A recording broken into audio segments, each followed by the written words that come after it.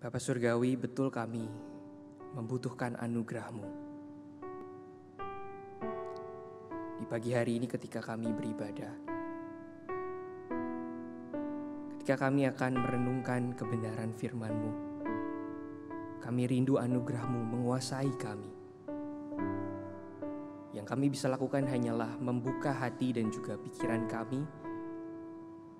Tetapi kami percaya hanya anugerah dari Roh Kuduslah yang bisa menolong kami di dalam keterbatasan kami.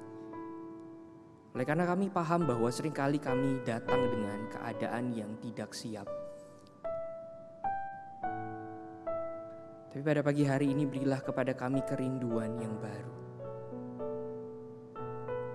Kami mau belajar untuk merespons anugerah-Mu. Tolong juga hamba-Mu yang penuh dengan keterbatasan. Berikan anugerah-Mu baginya, Roh Kudus yang boleh menolong. Kami menyerahkan waktu kami ke depan ke dalam tangan-Mu ya Bapa. Kami percaya Engkau hadir di tengah-tengah kami. Dalam nama Tuhan Yesus Kristus kami berdoa. Amin. Selamat pagi Bapak Ibu Saudara-saudari yang terkasih di dalam Kristus. Pada pagi hari ini saya mengajak kita untuk sama-sama membuka satu kitab dari Perjanjian Lama. Kita akan sama-sama membuka Yesaya pasal yang pertama, ayat yang ke-10 hingga ayat yang ke-17. Jadi Yesaya pasal yang pertama, ayat yang ke-10 hingga ayat yang ke-17.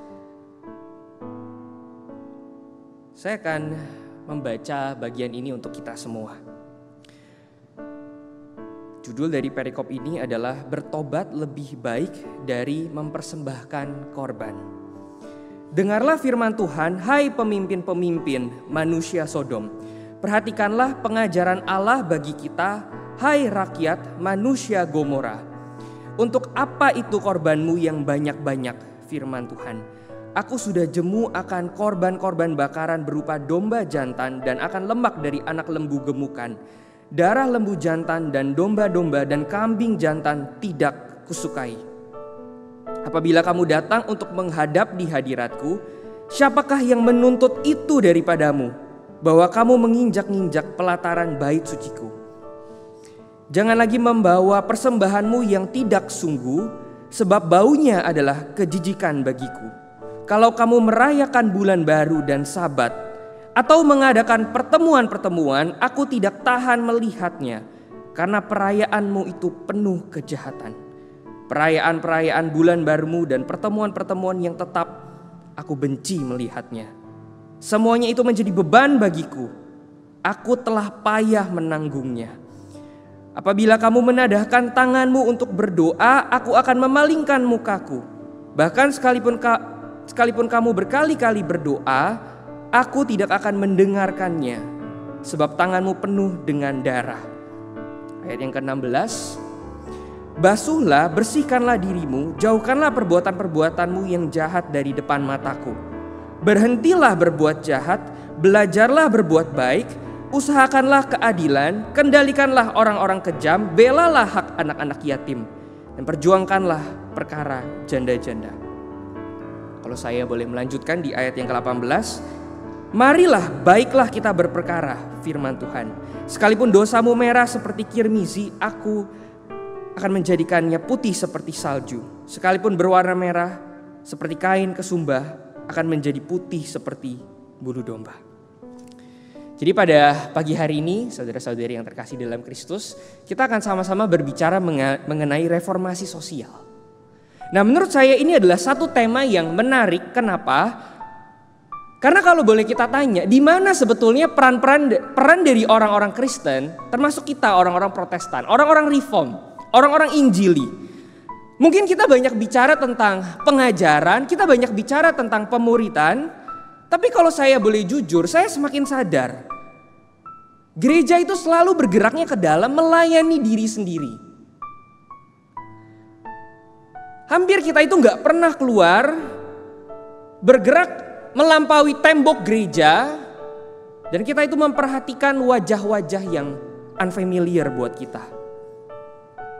Jadi di bulan reformasi ini dan khususnya minggu ini juga adalah minggu diakonia, kita mau sama-sama belajar apa panggilan Tuhan bagi kita. Bukan hanya kita sebagai gereja, tapi kita sebagai individu, kita sebagai anak Tuhan.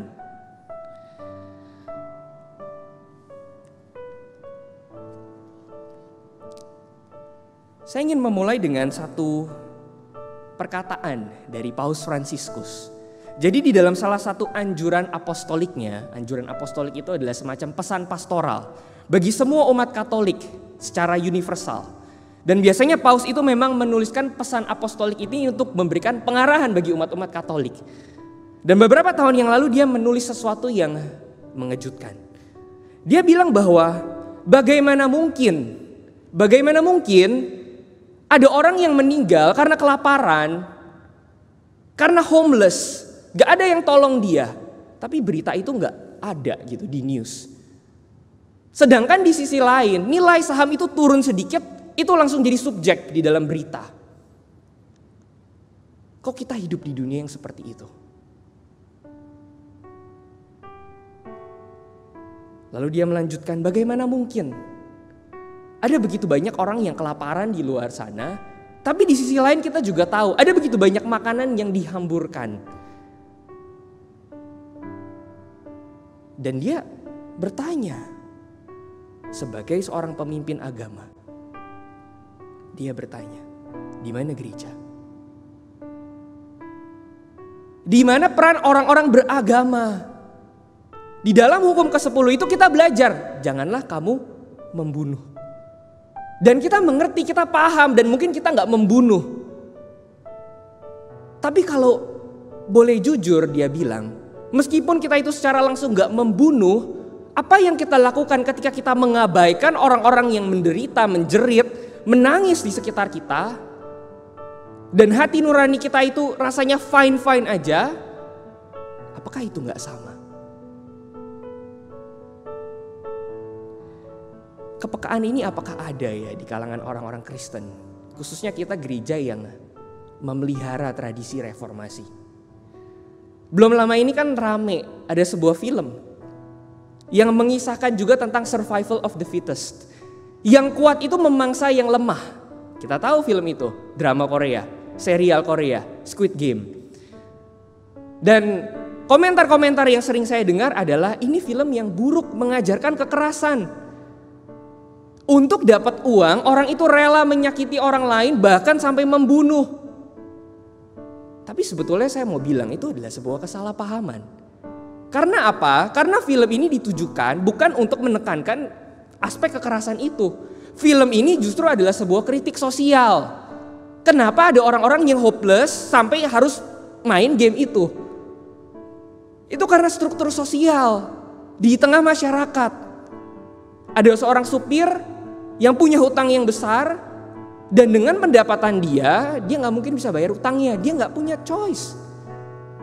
Dan bukankah game itu melambangkan kehidupan kita? Yang kuat yang menang, yang lemah pasti akan ditindas. Meskipun kita gak secara langsung membunuh.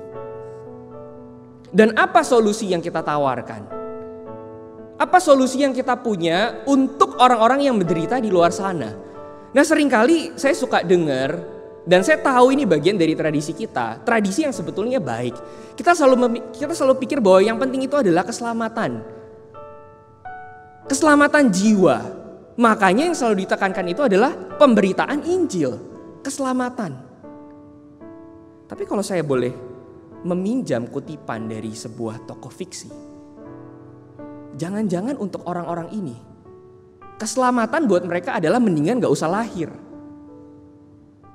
Jadi the greatest salvation itu sekalian aja aku gak usah lahir di dunia ini. Ini ucapan dari tokoh fiksi. Tapi bukankah kita bisa relate kadang-kadang? Kalau kita itu lagi menderita, kalau kita itu lagi menangis, gak ada orang yang ngerti pergumulan kita. Kalau kita itu lagi hopeless, bukankah orang itu mau ngomong apapun tentang Tuhan kita pasti mental? Dan kita kadang-kadang menjerit di hati kita bilang, mendingan gue gak usah lahir sekalian. Jadi gak usah bicara tentang keselamatan. Beberapa waktu yang lalu saya juga membaca sebuah kisah. Kejadian ini juga udah beberapa tahun. Ada seorang aktivis dari gereja Metodis di Singapura yang masuk ke kawasan Geylang. Rekan-rekan mungkin tahu Geylang itu tempat apa. Itu adalah tempat lokalisasi. Jadi PSK, itu ya ngumpulnya di sana. Lalu orang ini bergumul, kenapa gereja itu gak pernah reach out? Bahkan Singapura yang katanya negara maju sebetulnya mengabaikan persoalan sosial ini. Terus gereja itu harus ngapain? Dia bekerja sebagai seorang pengacara, dia sadar hukum, dia punya beban untuk menegakkan keadilan, dia masuk ke situ.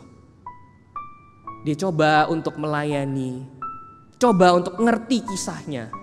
Dan di situ dia kisahkan, orang-orang yang dia jumpai ini rupanya udah generasi ketiga. Jadi neneknya itu adalah seorang PSK, ibunya itu adalah seorang PSK, sekarang dia juga jadi PSK dan dia punya beberapa anak. Nah lalu orang ini bertanya, terus anak-anaknya kemudian akan jadi apa? Dan kita tahu jawabannya.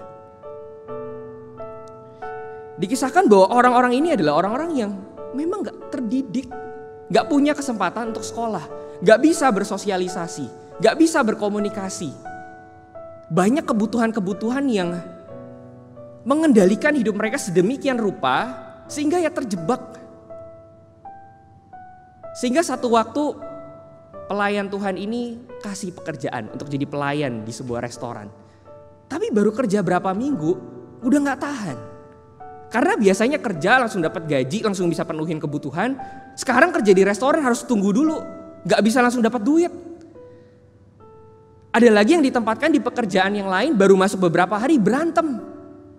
Karena orang-orang ini memang gak punya modalnya.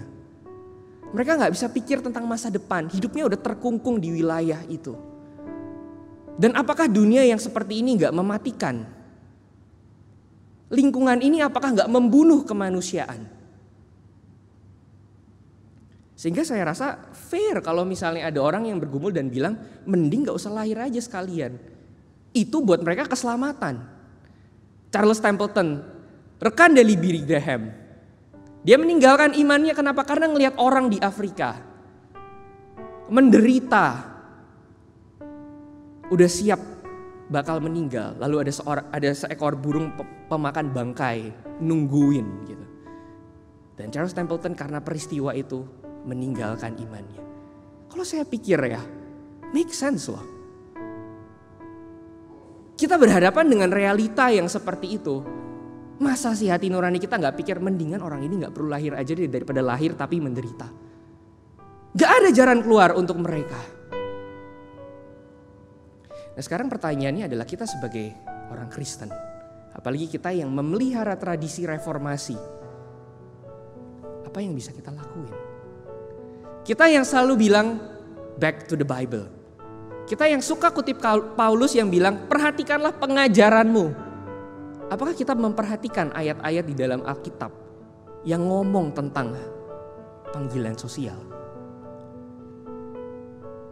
Kenyataannya mungkin jarang banget. Dan kita akan sama-sama melihat kok bisa sih gereja ada di dalam posisi yang seperti itu. Dan selama bertahun-tahun kita itu mungkin tinggal diem. Kita galakin yang namanya penginjilan. Bukannya saya gak setuju sama yang namanya penginjilan. Tapi apakah penginjilan itu bisa diterima dengan baik? Kalau jiwa-jiwa yang kita injili adalah jiwa-jiwa yang shattered, jiwa-jiwa yang rapuh.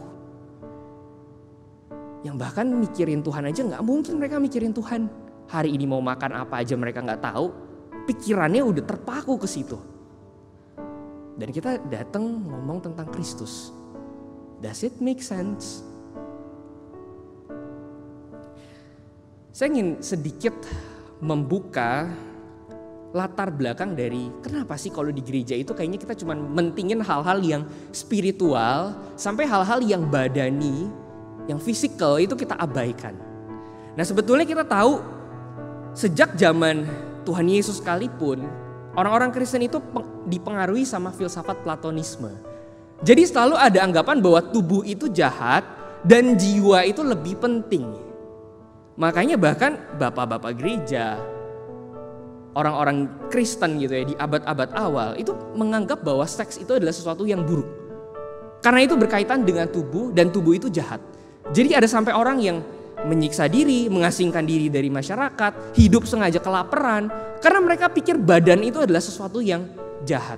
Karena badan orang jatuh ke dalam banyak dosa, pergumulan dengan darah daging. Sehingga sikapnya adalah selalu anti sama tubuh. Selalu anti sama tubuh. Dan secara gak sadar itu mempengaruhi kita. Karena ini warisan dari sejarah gereja. Dan tradisi reformasi kan juga pentinginnya apa? Rasio.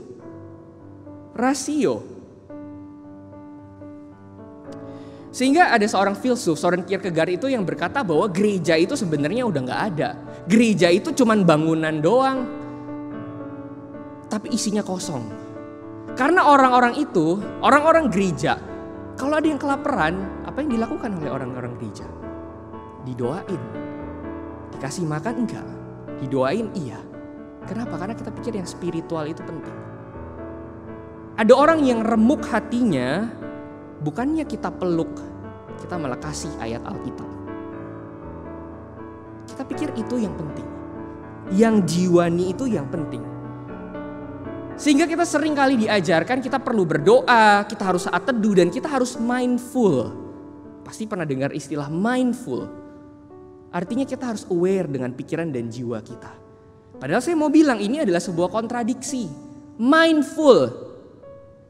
Sekarang saya mau tanya, mind itu tuh apa sih? Pikiran, mindful. Apakah mind itu, pikiran itu bukan bagian dari tubuh kita?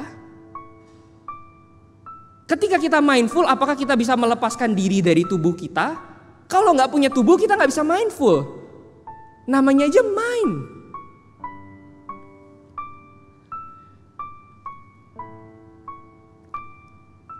Ketika saya kelas 2 atau 3 SD, saya punya satu pengalaman yang sangat membekas. Waktu itu seorang sepupu ulang tahun dan dia merayakan ulang tahunnya di Gajah Mada Plaza di Hayamuruk. Dan setelah selesai, biasa kita pulang. Saya duduk di tengah, di belakang papi saya, dan pada waktu itu kita mau bayar parkir. Papi saya itu turunin jendela, saya juga nengok keluar. Ada seorang anak kecil, mungkin seusia saya pada waktu itu. Dia jualan koran. Jualan koran di tempat bayar parkir. Berdiri dengan muka yang lesu, sedih, gak punya tenaga. Saya ngeliat ke depan. Dan sampai sekarang saya gak bisa lupa, itu membekas sekali. Dan dia mengucapkan satu kalimat yang sampai sekarang itu juga I still remember.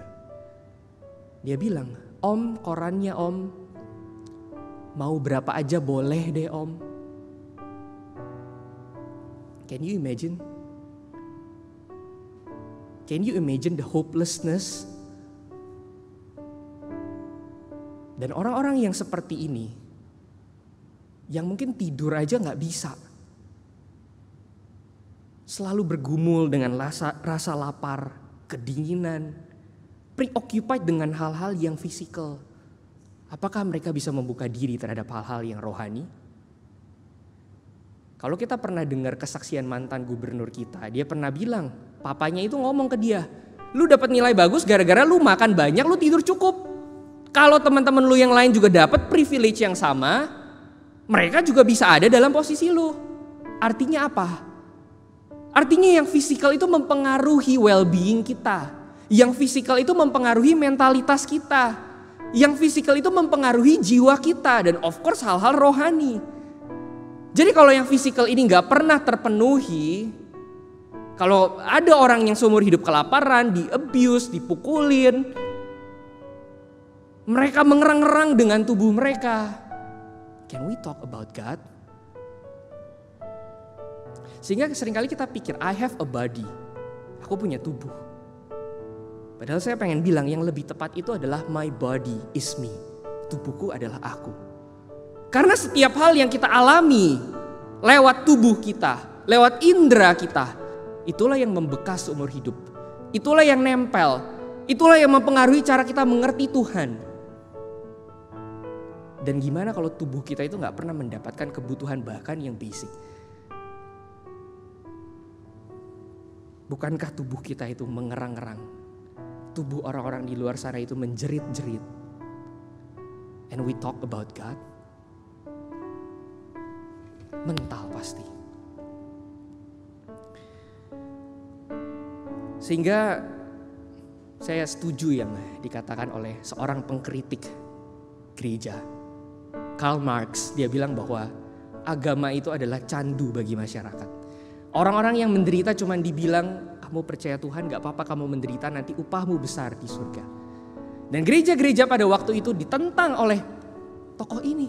Orang non-Kristen yang ngelihat bahwa gereja korup, gereja tinggal diam. Di hadapan kapitalisme, orang-orang gereja serakah. Yang kaya itu ngumpul di gereja semua, yang miskin itu diperalat. Gereja tinggal diam. Dan malah ngajarin, gak apa-apa kamu menderita sekarang. Karena nanti upahmu di surga besar. Wah, miris sekali. Miris sekali.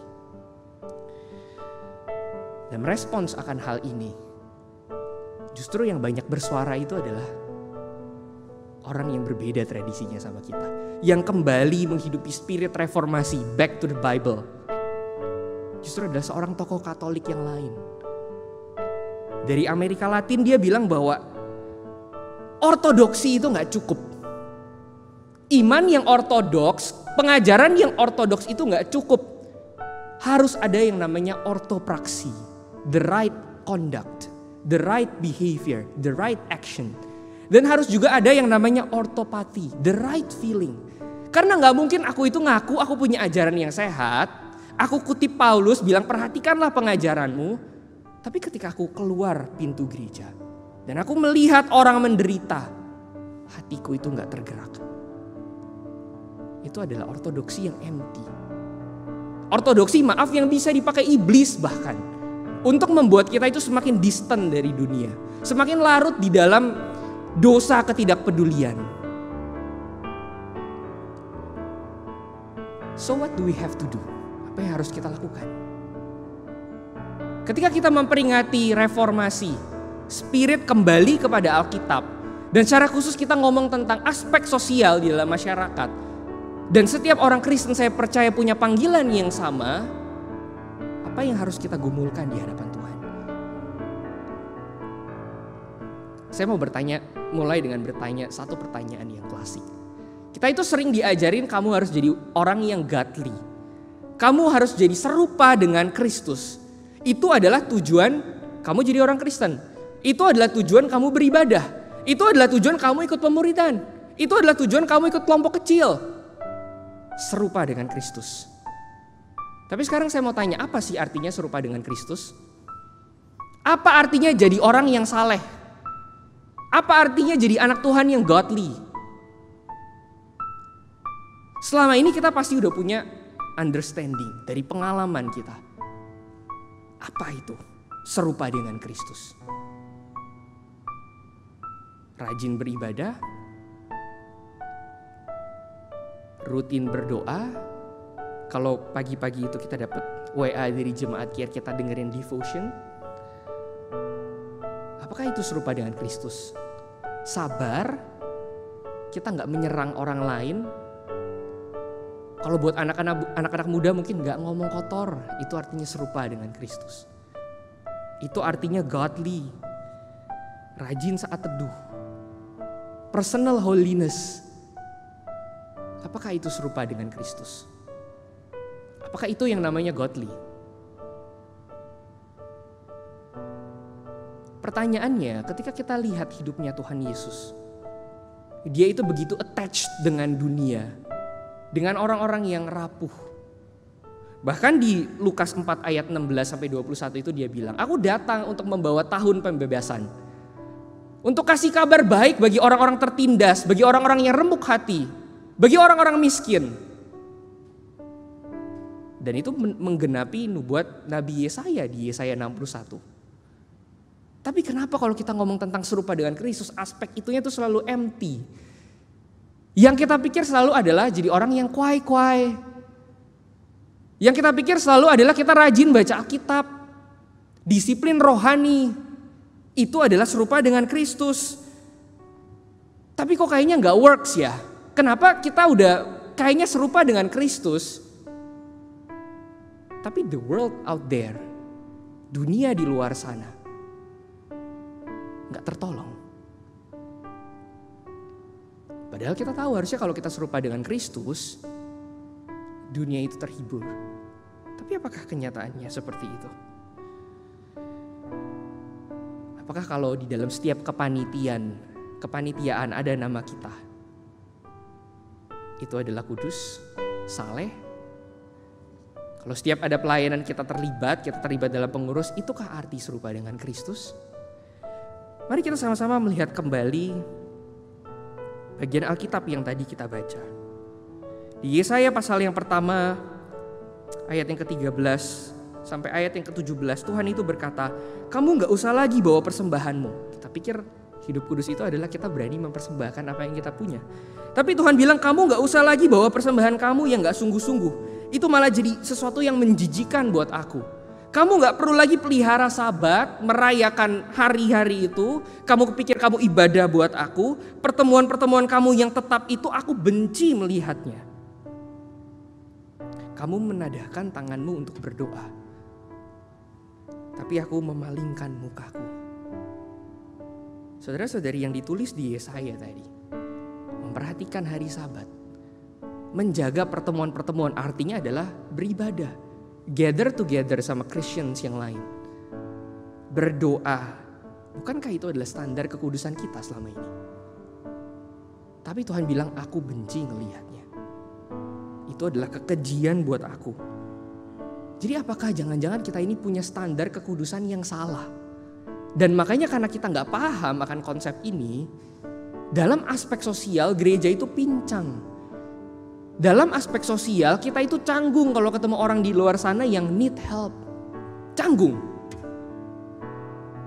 Why? Jadi apa itu ibadah yang sejati? Dan di Yesaya ini Tuhan melanjutkan, basuhlah,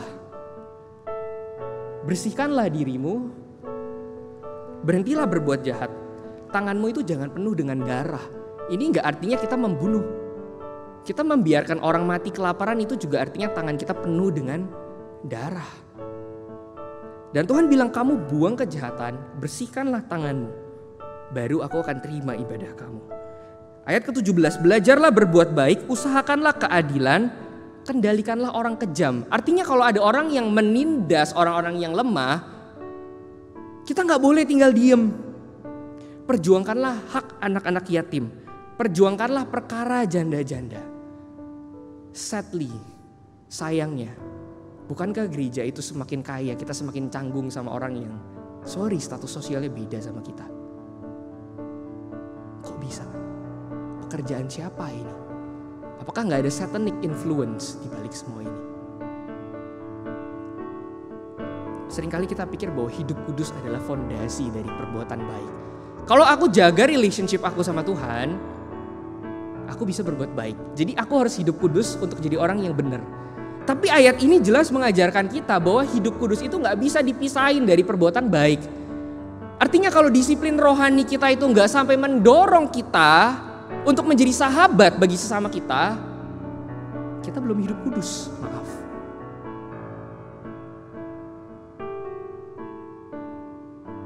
Kalau saat teduh kita malah bikin kita itu jauh dari orang-orang yang membutuhkan, that is not personal holiness.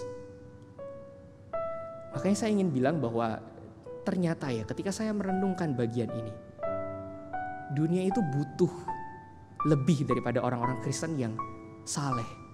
Dunia itu butuh lebih dari orang-orang Kristen yang mengejar personal holiness. Tapi karena personal holiness malah jadi detach sama dunia. Kita pikir serupa dengan Kristus itu artinya aku sabar. Aku rajin berdoa. Aku gak ngomong kotor, aku gak berzina, aku gak mencuri. Tapi aspek yang lain kita abaikan.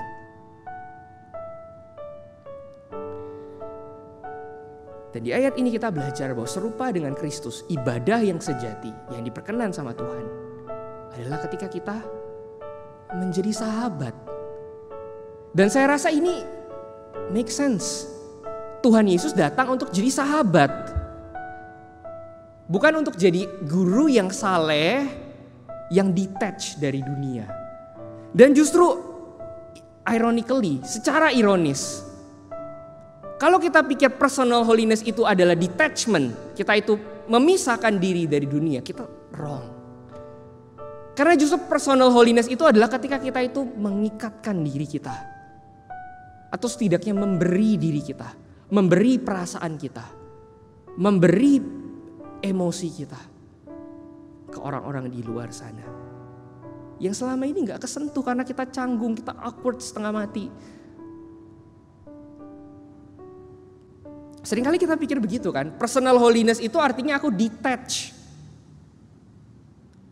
Padahal Tuhan Yesus sengaja melibatkan dirinya masuk di dalam manusia-manusia yang rapuh. Jadi membawa shalom, saya percaya itu adalah panggilan setiap kita. Dan shalom itu bukan ketika kita ketemu orang terus kita ngomong shalom, selamat hari Minggu, gimana kabarnya.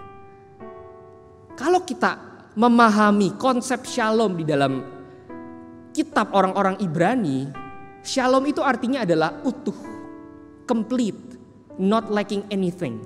Jadi ketika kita bilang shalom ke orang, ke wajah yang kita jumpai, itu artinya kita lagi berdoa dan berharap bahwa orang itu tuh not lacking anything. Dia dalam kondisi damai sejahtera, hidupnya itu penuh dengan yang baik, gak kekurangan satu apapun.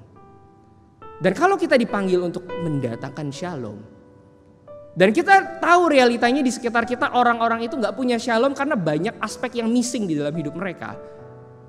Artinya kita mendatangkan shalom, kita perlu fill the gap yang missing. Kalau ada orang yang kelaparan dan mereka gak punya shalom, siapa yang bisa kasih makan selain kita?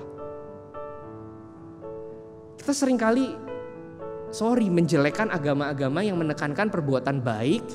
Kita pikir perbuatan baik itu redundant, useless, karena kita diselamatkan oleh karena anugerah. Tapi apa yang kita lakukan? Apakah kita lebih baik dari mereka?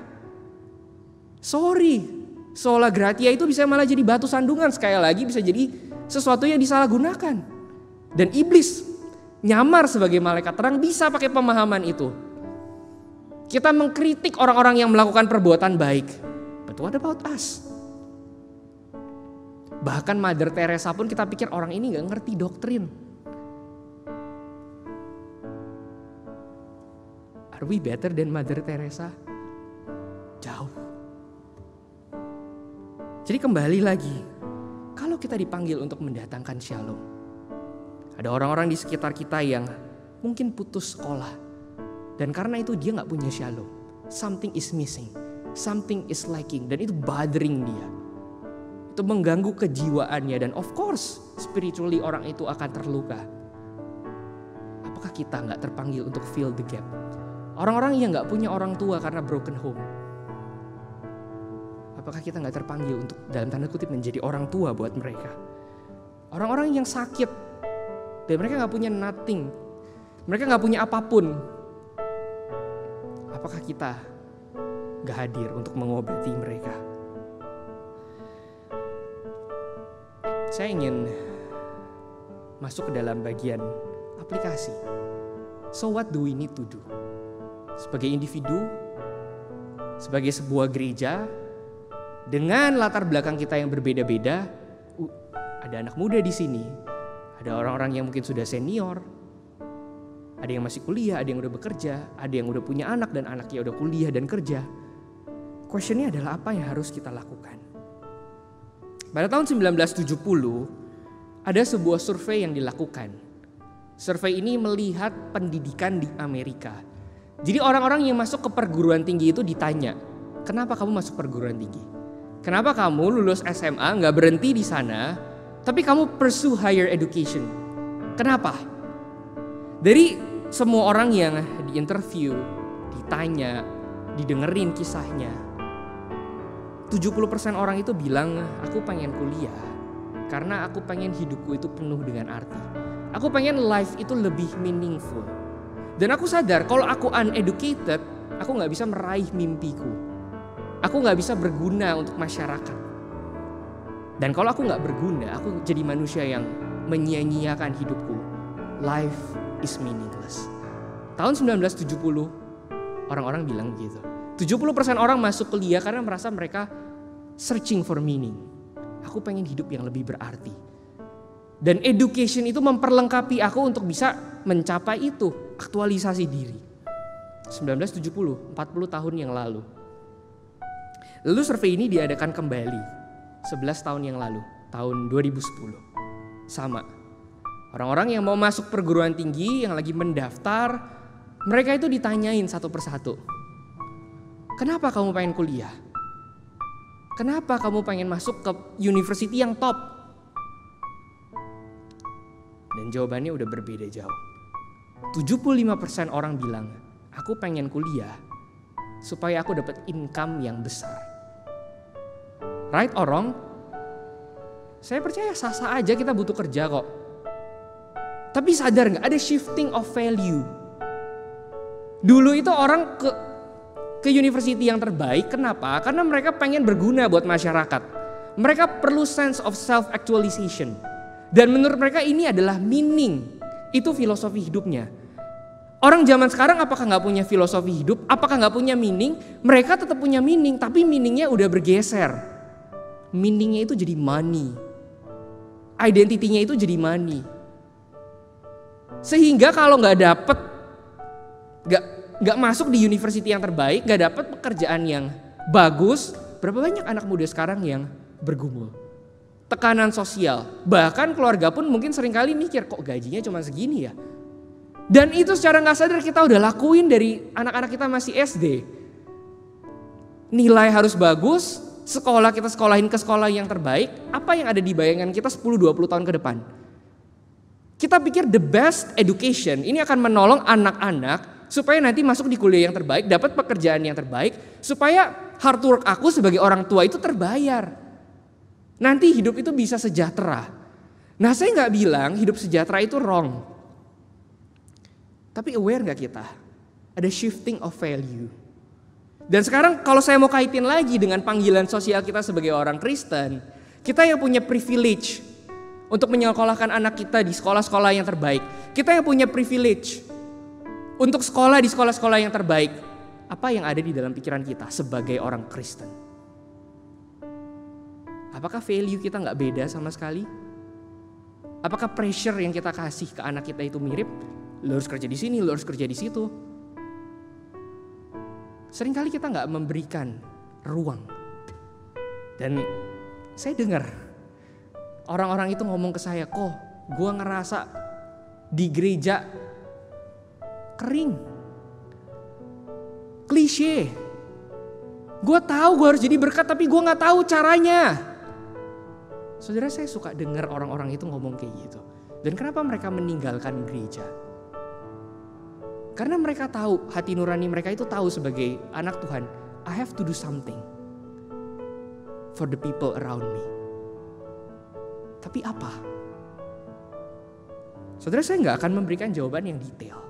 Tapi saya percaya kesadaran ini cukup untuk membuat kita bergumul. Kita ditempatin di tengah-tengah dunia ini, di tengah-tengah lingkungan kita, di tengah-tengah masyarakat. Dengan semua privilege yang kita nikmati. Kita mendidik anak-anak yang dititipin sama kita. What is that for? Apakah kita akan mengulang kegagalan-kegagalan yang sama?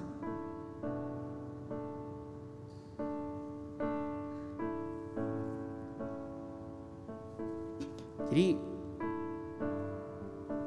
satu disiplin rohani yang baru yang harus kita bangun.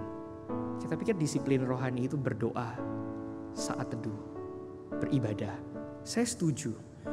Tapi coba kita pikirin, ada gak sih disiplin rohani yang lain yang bisa at least menolong aku untuk bisa mengatasi rasa canggung aku kalau aku itu berinteraksi sama orang-orang yang berstatus sosial berbeda. Bahkan gimana caranya supaya kalau aku gelisah, aku tahu aku harusnya nolong orang-orang tertentu, hadir buat mereka, aku bisa lakuin. Seringkali kita gak melakukan karena kita canggung. Jadi apa yang harus kita lakukan? Let's change our spiritual discipline. Kita harus membuka diri kita terhadap dunia yang emang broken. Kalau kita menutup diri kita, nggak berani peka, nggak berani sensitif sama penderitaan yang ada di luar sana, we will never grow as a Christian. Kita nggak akan pernah bertumbuh. Dan kita harus befriend, kita harus merengkuh dan meraih tubuh-tubuh yang weak, yang vulnerable, yang ada di sekitar kita. Bukan cuma kita ngomong tentang hal-hal rohani, ikut Tuhan. Tuhan pasti gak mau kita ngomong hal-hal yang rohani. Tapi basic needs dari orang-orang yang kita layani, kita abaikan. Di dalam Yesaya pasal yang pertama ayat yang ke-10 tadi, dikatakan bahwa dengarlah firman Tuhan, hai pemimpin-pemimpin manusia Sodom. Perhatikanlah pengajaran Allah kita, hai rakyat manusia Gomora. Pertanyaannya adalah kenapa Sodom dan Gomora bisa muncul di sini? Apakah ini lagi ngomongin tentang same sex attraction? Kenapa orang-orang yang dikecam sama Nabi Yesaya dibilang kamu adalah manusia-manusia Sodom, manusia-manusia Gomora? Kenapa? Kita sama-sama baca dari Yehezkiel pasal yang ke-16 ayat yang ke-49. Sama-sama kita baca bagian ini. Yehezkiel 16 ayat yang ke-49. Lihat, inilah kesalahan Sodom, kakakmu yang termuda itu. Kecongkakan, makanan yang berlimpah-limpah dan kesenangan hidup ada padanya dan pada anak-anaknya perempuan, tetapi ia tidak menolong orang-orang sengsara dan miskin. Jadi Sodom itu ternyata di sisi lain memang terkenal karena mereka itu gak hospitable, gak ramah. Gak menjadi teman bagi orang-orang yang waktu itu mungkin lewat mampir. Mereka adalah kota yang makmur, tapi orang-orang yang miskin itu gak diperhatiin. Nah saudara, kenapa Yesaya bisa bilang kamu adalah manusia-manusia Sodom? Karena mungkin kita ini seringkali memang gak hospitable ya, gak ramah, gak bisa ngerasain penderitaan orang lain. Gak usah jauh-jauh orang di jalanan, orang-orang yang dekat sama kita. Mungkin pegawai kita, mungkin orang-orang yang statusnya lebih rendah dari kita. Punya gak kita kepekaan ini? Apakah kita menjadi teman untuk mereka? Dan Tuhan Yesus bilang di Matius 25 ayat yang ke-40, ada dua orang di saat-saat penghakiman, ada dua kelompok orang. Kelompok yang pertama itu Tuhan bilang kepada mereka, masuklah ke dalam kerajaan surga. Terus orang-orang ini kaget, kenapa begitu Tuhan? Dan Tuhan Yesus bilang, karena ketika aku lapar, ketika aku haus, ketika aku di dalam penjara, ketika aku telanjang, kamu ada untuk aku. Dan sebaliknya orang-orang yang di sisi satu lagi, Tuhan bilang, enyahlah kamu. Terus orang-orang ini bingung, kenapa Tuhan? Dan Tuhan Yesus bilang, karena ketika aku haus, kamu gak memberi aku minum. Ketika aku lapar, kamu gak memberikan aku makan. Ketika aku homeless, kamu do nothing. Ketika aku ada di dalam penjara, ketika aku di-treat secara unfair, kamu tinggal diam. Dan orang ini bingung, emangnya kapan gue lakuin itu ke lu Tuhan? Dan Tuhan Yesus bilang, apa yang kamu gak lakukan untuk manusia-manusia yang hina itu? Kamu gak lakukan untuk aku. Saudara, buat saya yang berbicara di sini adalah ketika saya menyadari yang dibilang sama Tuhan Yesus, haus, lapar, telanjang, semuanya itu adalah kebutuhan yang berkaitan dengan tubuh. Jadi bisa gak sih kita jadi manusia yang rohani tanpa kita memikirkan tubuh kita dan tubuh orang lain?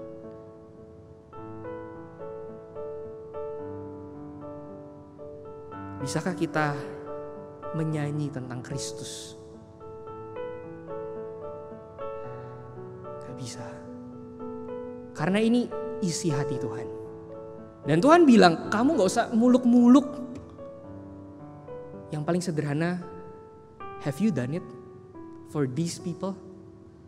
Kamu gak usah muluk-muluk bilang mau mikul salib ikut aku. Kamu gak usah muluk-muluk keluarin waktu kamu, uang kamu di gereja. That's not what I need. Buat apa kamu lakuin semuanya itu untuk aku? Padahal aku utus kamu keluar sana. Tapi yang paling sederhana kamu selama ini selalu tutup mata. Saudara, ini adalah sesuatu yang mungkin menyedihkan untuk kita. Tapi pertanyaannya adalah sampai kapan kita mau tinggal diam? Dan minggu ini adalah minggu sosial, minggu diakonia. Apakah kita akan membiasakan diri kita? Bukan beri sesuatu supaya diberkati. No, that's not it. Tapi Tuhan gerakin hati kita gak sih? Apakah Injil yang kita agung-agungkan itu ada di dalam diri kita? Saya ingin menutup dengan satu perkataan dari seorang pendeta senior yang bilang bahwa ucapan selamat beribadah itu tuh seharusnya dipasang di pintu luar gereja. Nangkep ya maksudnya ya? Ucapan beribadah itu seharusnya ada di luar pintu gereja. Bukan ketika kita mau masuk dengar khotbah, pengakuan dosa, kita nyanyi, terus kita pikir oke, selamat beribadah. Ucapan selamat beribadah itu seharusnya kita taruh di luar pintu gereja. Apa maksudnya? Kalau kita udah baca ayat yang tadi, kita harusnya ngerti apa maksudnya. Yakobus 1 ayat 27 itu bilang ibadah yang sejati itu ketika you take care orang-orang miskin, janda-janda, yatim piatu. Ibadah yang sejati. Saudara-saudara, semoga ketika kita berjumpa dengan wajah-wajah yang unfamiliar di luar sana, kita bisa melihat wajah Kristus melalui orang-orang ini. Tuhan menanti kita, bukan di sini, tapi di luar sana. Selamat beribadah. Tuhan kiranya menolong kita. Mari kita tundukkan kepala dan kita berdoa.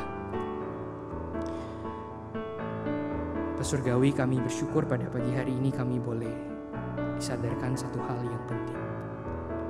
Ampuni kami kalau selama ini kami tidak punya jiwa yang peka terhadap kebutuhan orang-orang yang menjerit di sekitar kami.